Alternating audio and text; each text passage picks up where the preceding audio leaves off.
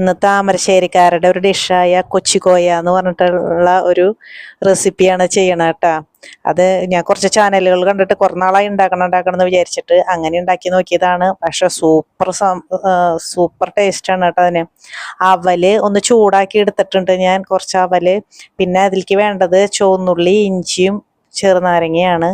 അത് മൂന്നും നീര് പിഴിഞ്ഞ് വെച്ചിട്ടുണ്ട്. കുത്തിച്ചതച്ച് ചുവന്നുള്ളി കുത്തിച്ചതച്ചത് മാറ്റി വെച്ചു.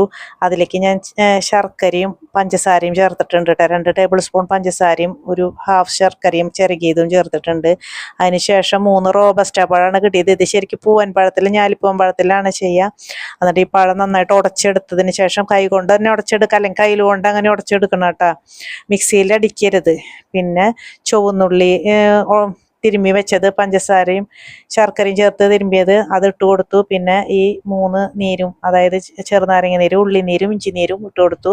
ഒരു നുള്ളു ഉപ്പും ചേർത്ത് കൊടുത്തു. അതിന് ശേഷം പാല് പിഴിഞ്ഞ് വെച്ചിട്ടുണ്ടായിരുന്നു. ആ പാല് പിഴിഞ്ഞ് വെച്ച നാളികേരപ്പാലും കൂടിയിട്ട് അതിൽ ചേർത്ത് കൊടുത്തു.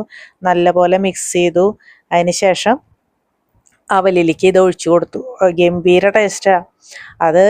ഇത് ഉടച്ച് നാളികേരപ്പാലിൻ്റെ ഒക്കെ പഴത്തിൻ്റെയും ഒക്കെ കൂടിയ ഫ്ലേവർ തന്നെ നല്ല ടേസ്റ്റാണ്. ഉള്ളിയുടെയും ചീടിയൊക്കെ അത് വരുമ്പോൾ അതിൻ്റെ മേലെ ഒഴിച്ചു കൊടുക്കുമ്പോൾ തന്നെ ഈ അവലിൽ ഇത് കുതിർന്ന് അത് കഴിക്കാനായിട്ട് ഭയങ്കര ടേസ്റ്റാണ്. അപ്പോൾ അങ്ങനെ ഞാനും അത് ഉണ്ടാക്കി കഴിച്ചു നോക്കി. നല്ല ടേസ്റ്റാണ്.